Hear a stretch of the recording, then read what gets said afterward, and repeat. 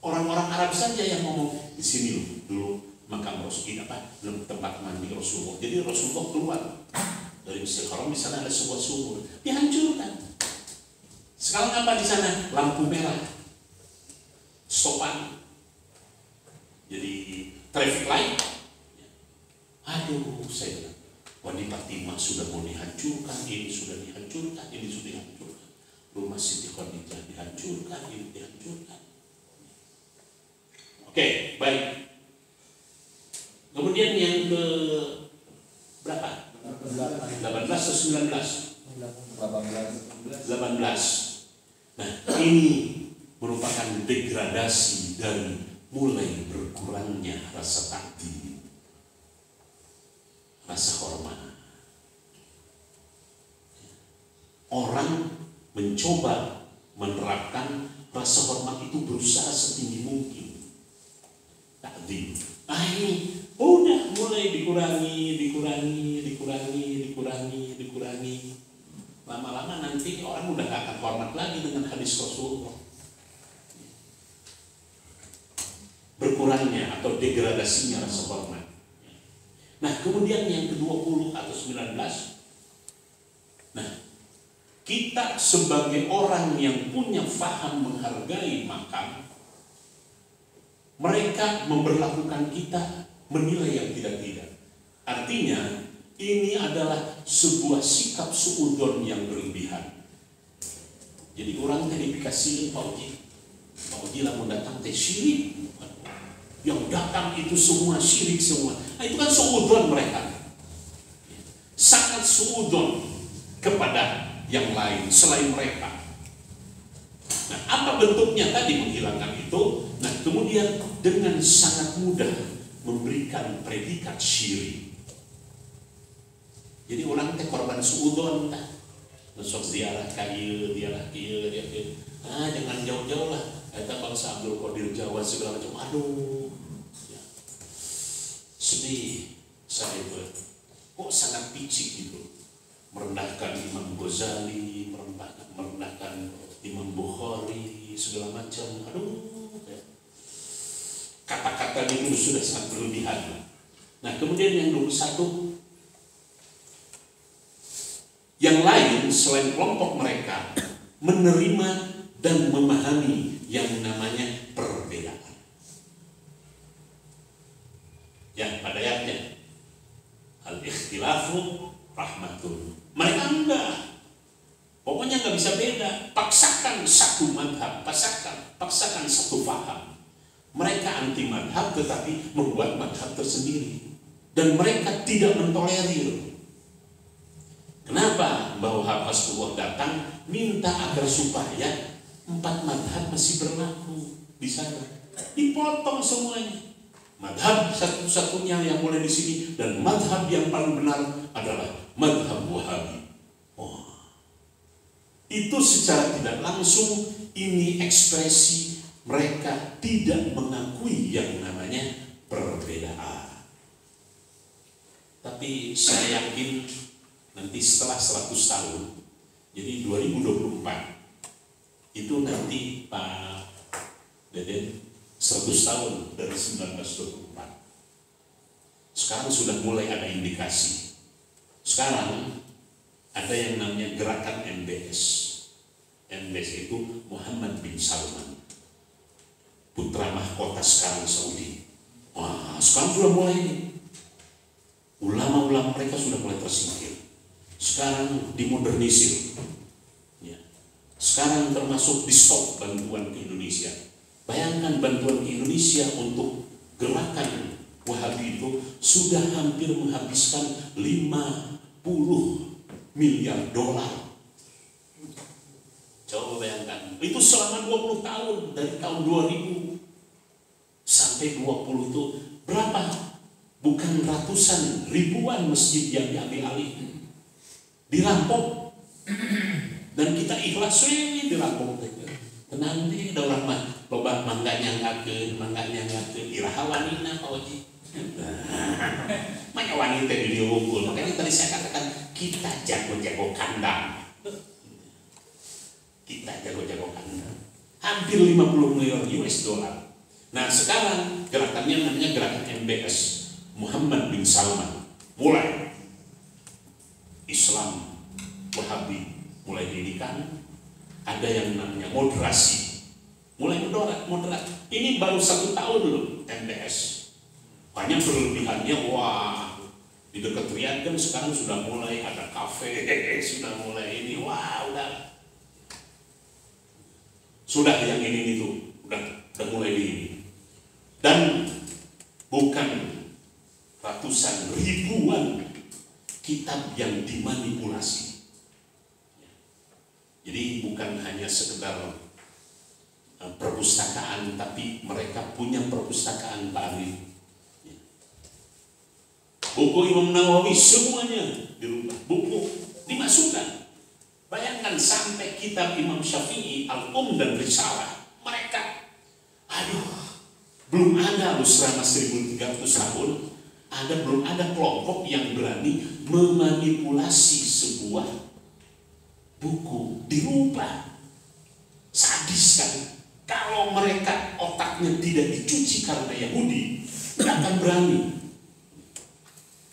Bayangkan orang-orang yang ikhlas, Imam Nawawi, Ibnu Hajar, dihantam semua, dirubah. Ziarah ke makam Rasul diganti jadi ziarah ke kota Madinah. Itu alatkan Imam Nawawi, dirubah judulnya. Makanya kita kalau hati-hati, mereka sengaja.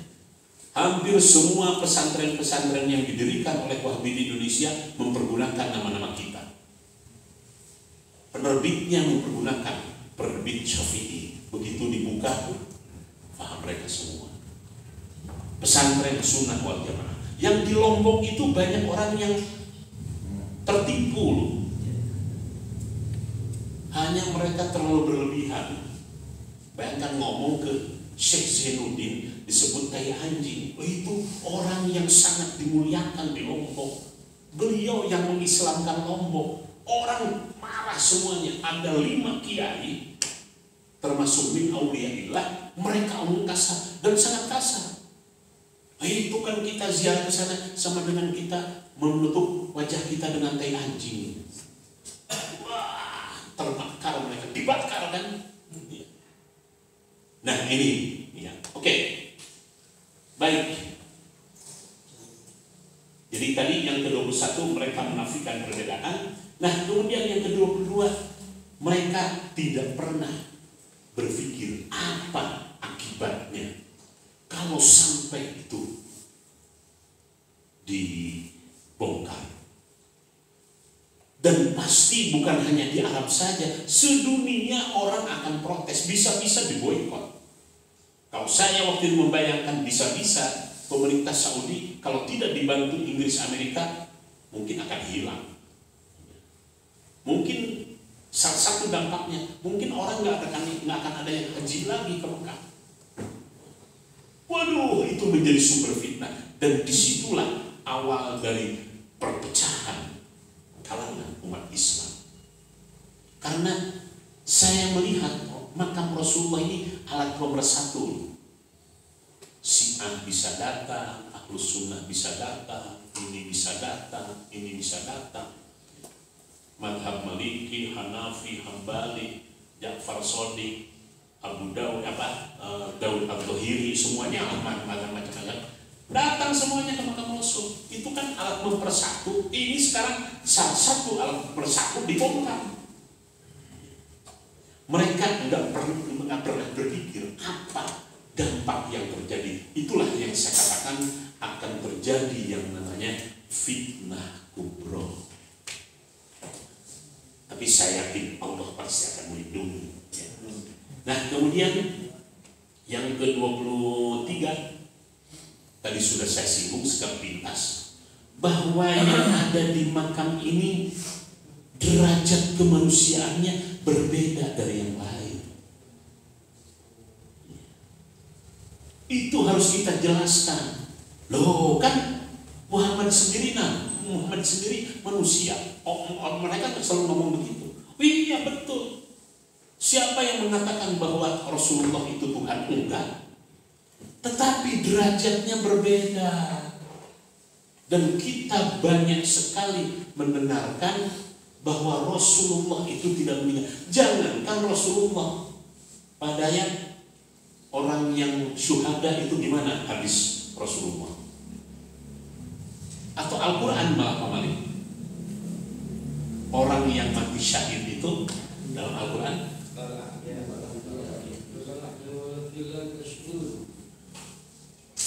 jangankan Rasulullah, para syahid, para ilmu, itu Al-Quran loh. Pada hakikatnya mereka itu tidak mati. Masa Rasulullah kalah dengan para syuhada? Nah, ini nggak pernah diangkat bahwa pada hakikatnya Rasulullah itu tidak mati. Mati artinya ada sebuah kehidupan, betul mati secara syar'i, tetapi secara hakiki beda, dan derajat Rasulullah berbeda. Oke, ini bahan-bahan pekerjaan kita untuk kita perdalami. Nah, kemudian yang ke-24, pengalaman para sahabat. Para sahabat, Masya Allah, saya sering menangis kalau sudah membaca cerita para sahabat. Sahabat Bilal pada saat masuk Madinah gak berani ke makam Rasulullah, nangis gak kuat. Baru masuk Madinahnya saja, Masya Allah, yang terbayang seakan-akan Rasulullah itu hidup, sampai gak berani masuk. Demikian juga yang lain. Begitu masuk makam Rasulullah, beliau langsung tidak kuat berdiri. Oh, itu hampir semua cerita sahabat. Para sahabat yang tidak jauh kehidupannya dari Nabi punya suasana jiwa sedemikian rupa tawadhu'nya tatkala berada di hadapan makam makbarah Rasul. Air-air dibongkar. Itu kan tidak ada yang namanya nurani. Tidak ada yang namanya nurani. Oke, baik. Nah, kemudian yang ke-25 tadi sudah disampaikan oleh Pak Dede. Kenapa? Apa motif Sayyidina Umar meminta khusus kepada Hafsah untuk disampaikan kepada Siti Aisyah? Beliau ingin di samping makam Rasulullah. Sejak itu Siti Aisyah waktu masih dua, Siti Aisyah di kamar itu masih bebas segala macam.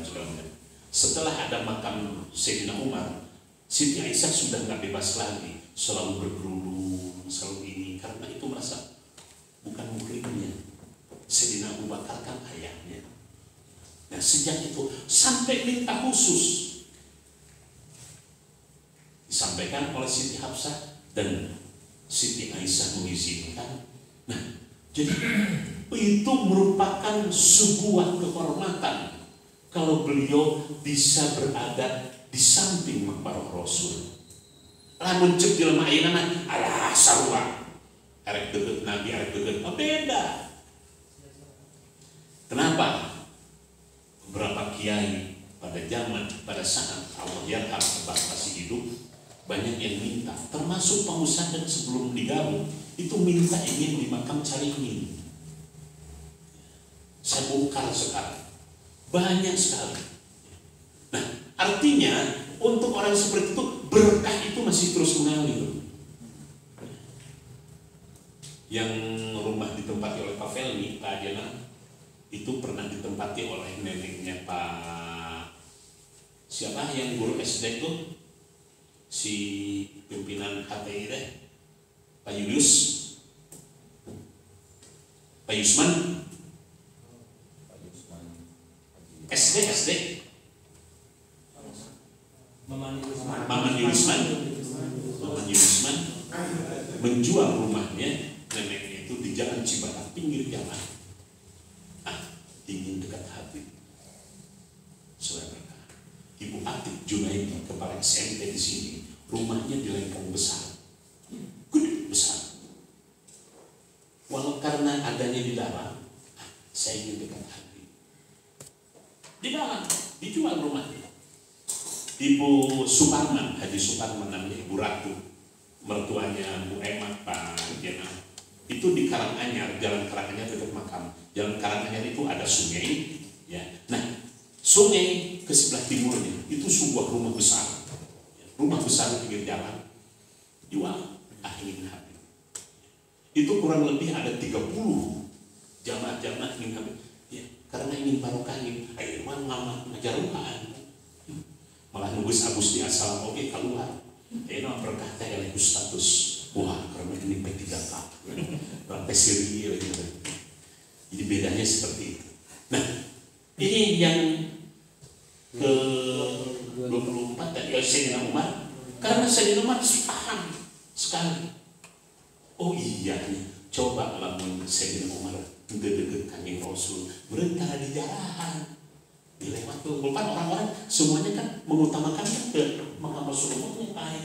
Kenapa Sayyidina Umar? Sayyidina Umar itu mempunyai pemikiran yang sangat jauh. Setelah Sayyidina Umar saja sampai merengek, Hafsah pangbejakeun ke Siti Aisyah. Mudah-mudahan hayang di sisi Kanjeng Rasul sambil menangis sambil merengek. Siti Aisyah dengan berjiwa besar, silakan, tapi cukup 2 orang, Sayyidina Umar, Sayyidina Abu Bakar dan Sayyidina Umar. Nah, jadi bayangkan di dalam pandangan saya, akhirnya dihapus semua itu. Tidak ada yang namanya Abu Bakar, tidak ada yang namanya Umar. Muhammad pun harus dibongkar. Itu kan sadis. Nah, pernahkah pemikiran kita sampai sejauh itu tentang makbarah Rasul? Oke, baik, yang berikutnya itu, yang berikutnya Allah yang menjadi. Tapi kalau sampai nanti bapak-bapak sayang tadi tidak ada yang membaca, menyampaikan, melontarkan tentang akhir zaman nanti, di mana tatkala Dajjal turun, Madinah juga berhasil dikuasai oleh Dajjal. Coba PR-nya, bagaimana nasib makam Rasulullah di masa Dajjal? Jangan baca lebih kayak tadinya mata. PR orang pas sebenarnya PR gitu dah, Pak Haji. Ya. Baca ayat. Saya membuka ini hampir seminggu. Apa sih rahasia makbarah itu? Kok sampai Mbah Wahab itu ongkos sendiri loh, 3 orang yang berangkat itu. Bukan hanya Mbah Wahab saja. Mbah Wahab, kemudian Hasan Dipo, terus ada seorang mufti dari Mesir namanya Mufti Ghanaim. Nah, kemudian yang satu lagi Kimas Mansur. 3 orang yang berangkat ke sana.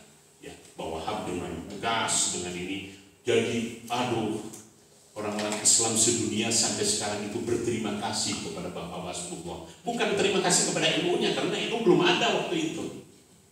Setelah karena mereka meminta, coba organisasinya organisasi yang legal. Nada daftar, kurang tuh organisasi ya. Namanya Agusnya, nah banyak stempelnya nama.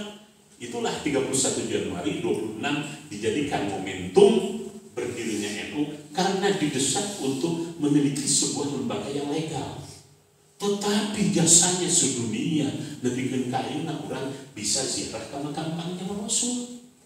Coba kalau tidak bawa Rasulullah. Tetapi ini tertutup, ditutup. Sengaja nggak pernah diangkat. Nah, tugas bapak-bapak mengangkat, mempersoalkan. Sedemikian rupa kejinya Wahabi sampai membongkar makam Nabi. Nah, kemudian yang terakhir